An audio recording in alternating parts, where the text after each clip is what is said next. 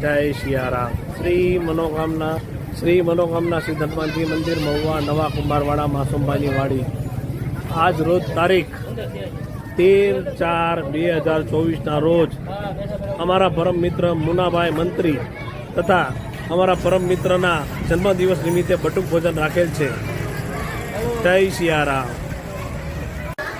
जय सियाराम। श्री मनोकामना सिद्ध हनुमान जी मंदिर महुआ नवा कुंभारवाड़ा मासूमभाई वाड़ी।